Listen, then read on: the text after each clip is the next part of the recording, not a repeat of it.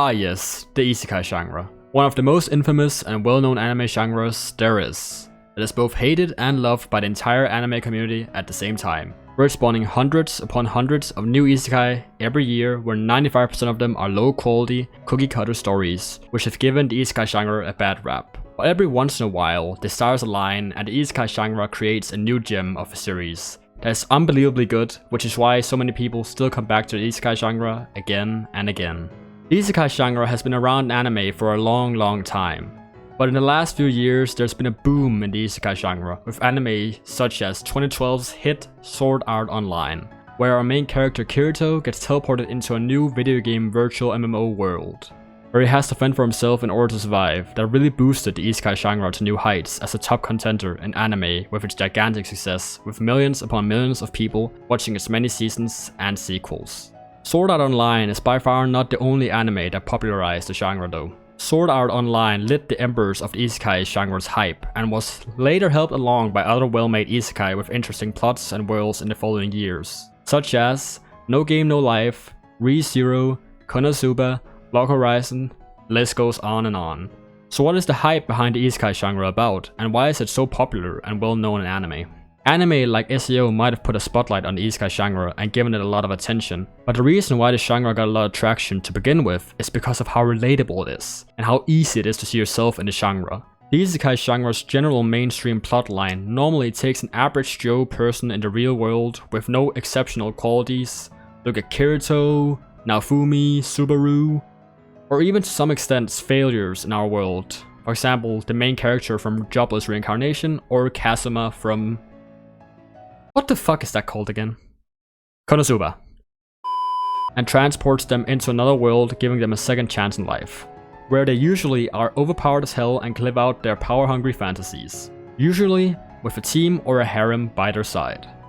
One of the Isekai genre's biggest strengths and selling points is how relatable it is. We all want to be an overpowered hero of the story type of person. We all want to be the protagonist figure with a harem by our side, who everyone looks up to and idealizes to no end, who saves the world from evil. We all wish we could be that 1 in a million hero figure, and that is exactly why that is one of the Isekai genre's biggest selling points and strengths. Imagine this, you get transported to a whole new undiscovered world where you get a new chance in life. Now that we've talked about the Isekai genre's biggest selling points and its biggest strengths, we also have to talk about the genre's weaker sides and shortcomings. The biggest flaw of the Isekai genre, in my opinion, is how polarized and predictable and overused its general plotline has gotten over the years, because of hundreds upon hundreds of cookie-cutter Isekai power fantasy story adaptations that get released every single goddamn year, where the same thing happens. A normal guy or girl gets transported into a new world with a new set of powers, way beyond anyone else in the world, and it is up to them to save everyone from some vague threat. It has gotten boring because almost every single Isekai anime is the exact same concept and story, just with a new coat of paint and a new pair of waifus. Of course there are exceptions to this, and we will get into that later on. But for God's sake, there is a goddamn Isekai anime about Isekai anime. Isekai quartets. Really? They made... You know what, I'm getting ahead of myself. Let's move on.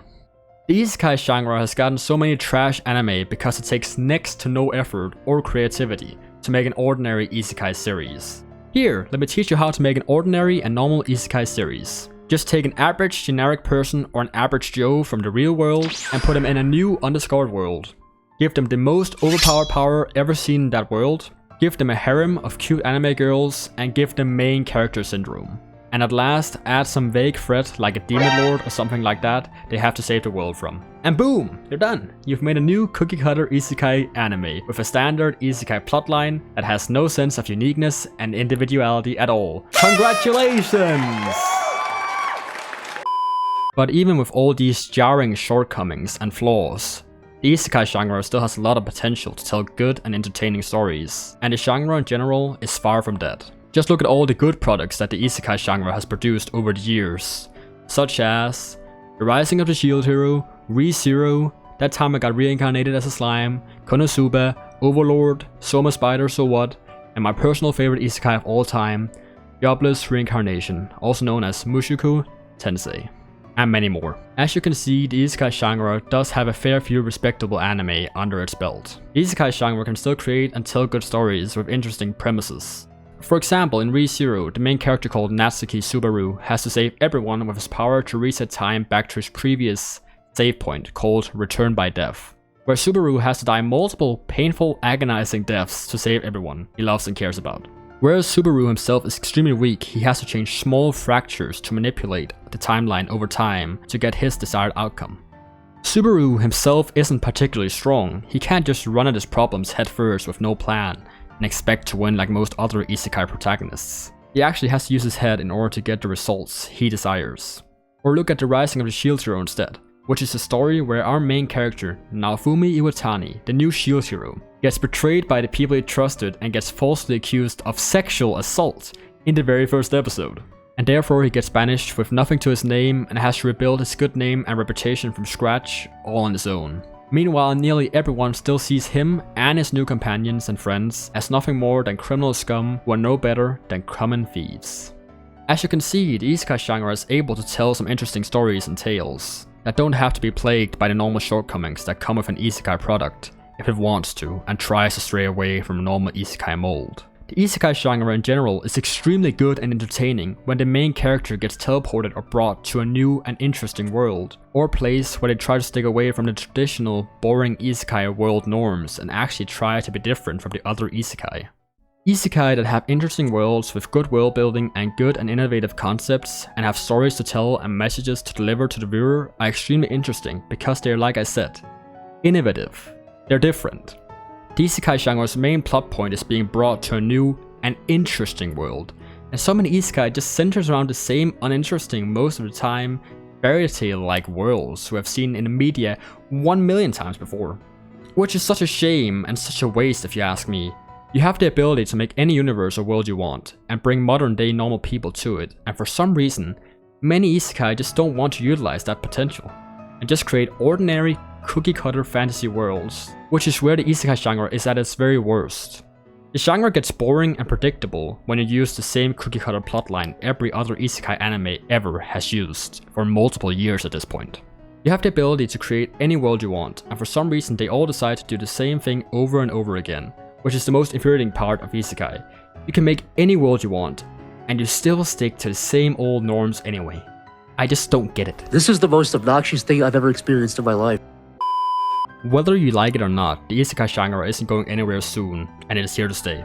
Isekai is, in my opinion, the easiest anime genre to make. It takes next to no effort or creativity to make an ordinary, unexceptional, trashy cookie-cutter isekai, and that is exactly why they come out in droves every year. They are so easy to make, it is crazy. But when you actually try to be original while making an isekai, that is when the genre can shine. You have the power to take a person from our modern society and put them into any environment you want, where the only boundary and limit is your own imagination. Isekai has gotten a bad rap because it is so easy to make them, that they have been pumped out like crazy over the last few years. But when you really create a good isekai, my god, you've got a real gem on your hands. Alright, let's wrap this up. In my opinion, the isekai genre can be a good and entertaining genre that can be and do virtually anything with its core premises. But the isekai genre has so many pitfalls that can turn into some of the most generic media you can find anywhere. Isekai anime are so easy to produce that many just go with the same core elements and don't try to stand out from the crowd or the competitors. Which is a shame, because like I have said many times by now, isekai's core premises leave so much room for interesting worlds and stories that most other genres can't tell in the same way. And yet all we keep getting is the same old story over and over again with a new coat of paint because it takes no effort. There's a reason why the isekai genre has become a derogatory symbol over the years, and it's because 95% of all isekai don't even try to bring anything new to the table. It's a shame, it really is, that a genre of so much potential is plagued with so much bad stigma, but at the very least we know that the genre can produce gems if the effort required is put into doing so. Well folks, that is all I had to talk about today, and if you think there are some things I can improve on, please write it down in the comments. I would love to hear constructive criticism, and until next time, thank you so much for watching, I really appreciate it, you look amazing, and see you next time.